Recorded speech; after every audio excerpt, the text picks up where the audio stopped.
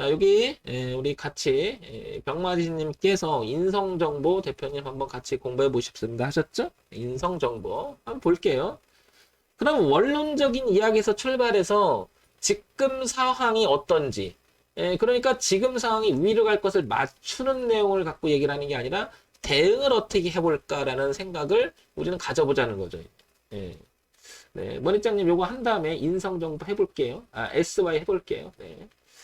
자, 요거 봅시다. 일단은 제 눈에는 여러분들 눈에도 이 부분이 들어오지 않을까 싶어요. 일단은 돈의 흐름 속에서 3,500원이라는 자리를 뭔가가 막고 있어요. 그죠? 이렇게. 예. 여러분 요거 보이시죠? 예.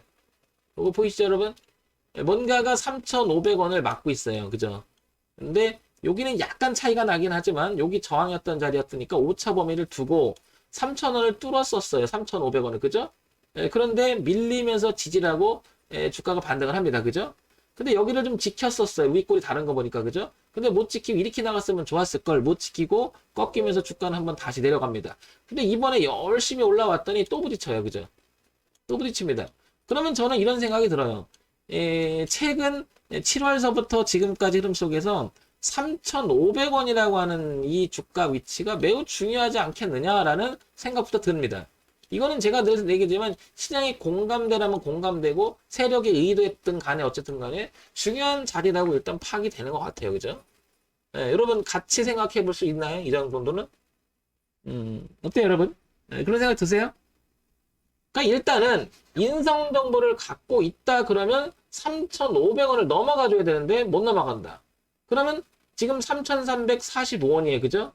그러니까 저는 이런 자리에서 멈칫한다 갖고 있다라고 하면 내가 이런 걸 갖고 있다 그러면 여기서 분할 청산이 됐든 오늘 이렇게 음봉이 하나 맞았잖아요. 그죠? 그럼 분할 청산의 대상이 될 수 있는 자리가 아닐까 먼저 생각을 되는 거죠. 여기를 못 넘어가서 안착을 못하면 일단 가격에 부딪힌다는 거죠. 공감대 자리에서. 자, 그런데 최근에 올리는 그 흐름을 보게 되면 반면 이런 저점을 높여가서 끌어올립니다. 그러면 요 부분에서 즉 주가의 흐름을 바꾸기 시작한 자리에서부터 보면 누군가가 이 저점을 끌어올린다는 것은 의미가 커요. 그죠? 근데 그 흐름 안 깨졌어요. 다만 옛날부터 형성돼 있던 3,500원을 누가 막고 있다? 아니면 공감대가 된다? 아니면 저게 매물벽이 된다? 이런 생각이 든다면 한번 아까 똑같은 원리에 그죠? 거기 모여 있으니까 일단 걸리는 거. 저런 자리가 기술적 저항 자리라고 얘기하는 거죠. 소위 말해서. 예, 걸렸죠. 그럼 이런 상태라고 하면 다시 밀렸다. 주가가 그럼 인상종 밀리면 이 흐름을 유지하려고 든다면 3,100원 정도? 예, 3,130원. 요 정도는 밀릴 수는 있겠지만 이게 만약에 깨져버린다면 이 흐름을 깬다는 것은 누가 밀고 들어오는 입장에서 봤을 때는 상당히 이 자리를 깨져버리면 누가 던질 수도 있죠. 그러면 그걸 다시 다 받아내야 돼요. 그죠? 그러면 요 라인에서 이걸 모아서 돌리는 입장에서 이 자리 깨기 어렵다는 거죠. 예. 예, 깨버리면 자기들 만약에 평균 단가 이쯤 될 것 같은데 추정해보 밀려버리면 손해보겠죠. 그러니까 얘가 밀어올릴 거예요. 이놈이 강력하다면. 부분은 맞지만 흐름적으로 보게 되면 얘는 제가 추정하건데 3,000원 정도의 단가가 같지 않을까요? 왜냐 우리 공부 같이 했죠? 그동안 여기서 왔다 갔다 했으니까 한 3,000원 정도가 보이지 않나요? 그 다음에 흐름을 바꾼 자리이기도 해요. 그러니까 얘는 3,000원을 깨지기 전에는 반면에 3,500원을 통과하기 전에는 그죠? 그러니까 단기적으로 3,500원이 누르는 자리고 단기적으로 3,000원 부분이 뭐예요? 지지대가 이렇게 형성돼 있다. 이렇게 볼 수가 있을 것 같아요. 예, 이렇게 추정에 들어가 보는 겁니다. 예. 그러면 가지고 있다면 3,000원이 무너지지 않는다면 홀딩 해볼 만한 거죠. 그죠? 예. 그러면 여기서 이 흐름이 깨지지 않는다면 이 흐름을 타고 주가는 한번 이런 도전, 기본적으로 큰 틀에 봤을 때 수렴에 갇힌다 하더라도 5,000원 정도까지는 열려 있음을 알 수 있죠. 그러니까 3,000원서부터 황 대표가 표현하기 이렇게 하죠. 단기 지지와 저항이나 내용을 봤을 때는 3,000원을 지지를 삼고 5,000원대까지가 이 대추세의 저항을, 그러니까 월 1, 그러니까 이 월봉이잖아요. 월 1주를 동시에 보자라는 말을 맨날 많이 하잖아요. 그죠? 그러니까 여기까지 열려있고 넘어갈 수도 있다라고 이거 그러니까 일봉만 보면 이 자리가 잘 안 보이지만 월봉을 여기서 보게 되면 시야를 확대해보면 여기 나와 있다는 거죠. 이렇게. 그죠? 이렇게. 주봉을 봐도 잘 안 보여요. 그죠? 그러나 저기서 내려오는 이렇게 형태가 있는 게 바로 월봉의 저항선이 있다라는 거죠. 예. 예. 맞죠? 예. 그러면 지금 현재 상황에서는 제 얘기는 3,000원이 왜 중요한지를 한번 생각해 보자라는 거죠. 네, 3,000원이. 이게 포인트예요. 그러면 조금 확대해 볼게요. 제가 이렇게. 이렇게 확대해 볼까요? 네. 자, 여기서 볼까요? 네. 이쯤이 되는 가격대가 왔다 갔다 했다는 논리로 봤을 때는 그죠? 여기가 무너져 버리면 아까 설명드렸던 이게 뭐예요? 지지 매물일 건데 소위 말해 누군가 가지고 있는 지지 매물일 건데 이게 쏟아지면 저항이 되면서 빠지지 않을까요? 예, 그런 생각이 듭니다. 여기까지는 왔다 갔다 한더라도 여기가 가지고 있는 사람들이 아직은 수익권에 있기 때문에 불안불안한 것보다는 어떨까요? 그러니까 수익이 난 상태가 더 많죠.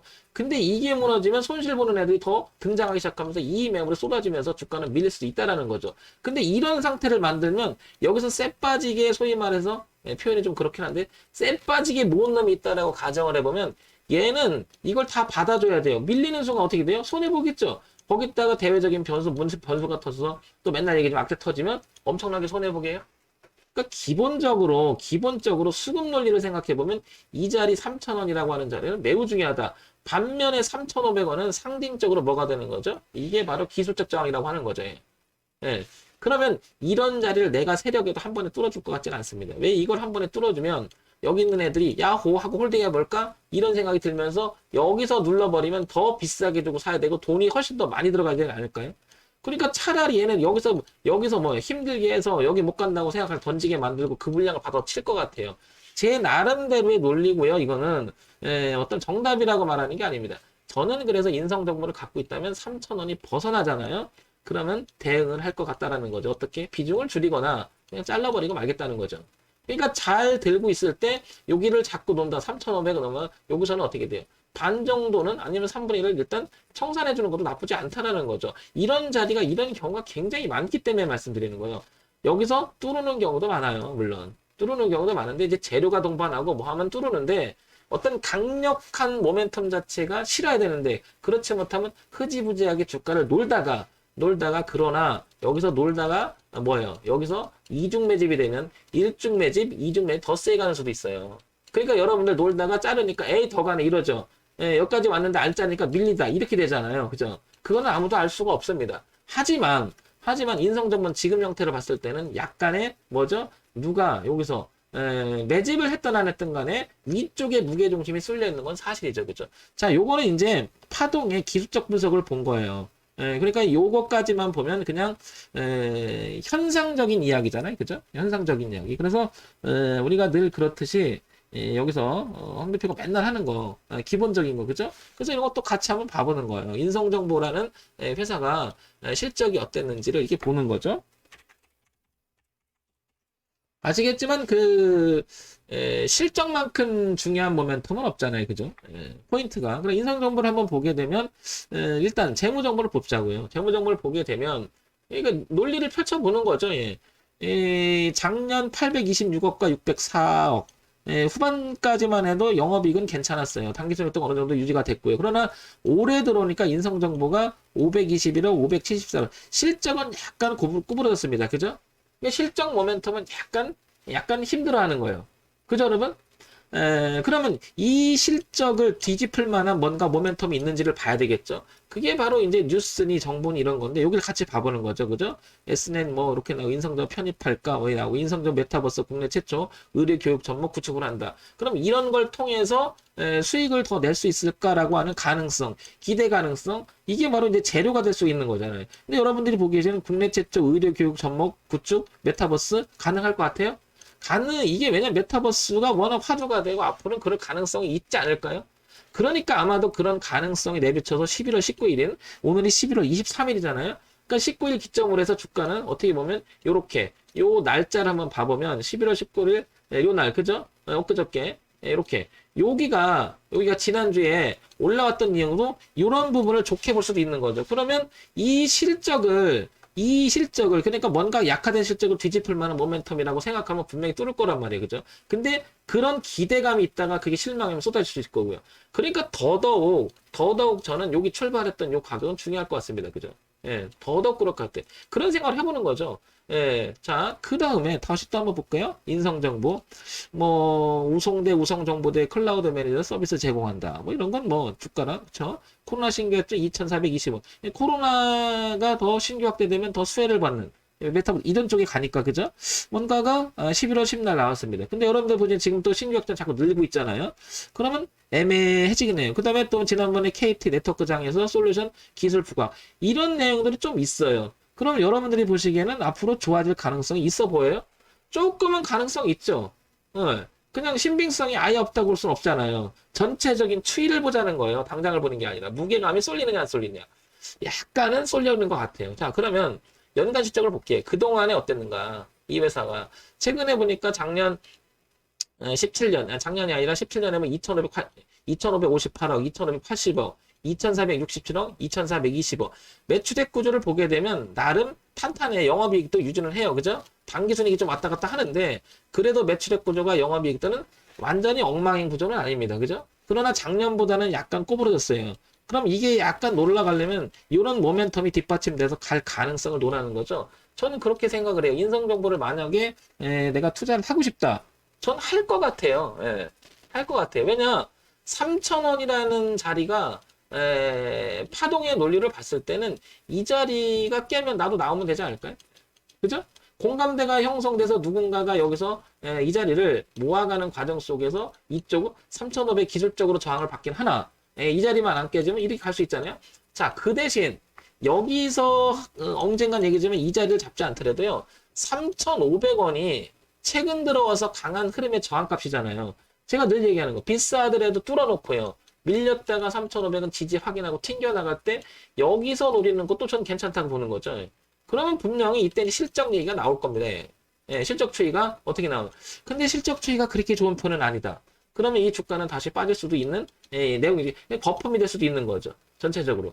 그러니까 매칭을 시켜봤을 때 갈론 같으면 대부분이 주식의 흐름을 보면 대흐름이라고 하죠. 그래서 인성정보는 이 흐름을 깨지 않을 가능성이 높죠. 흐름상 이게 이 그림을.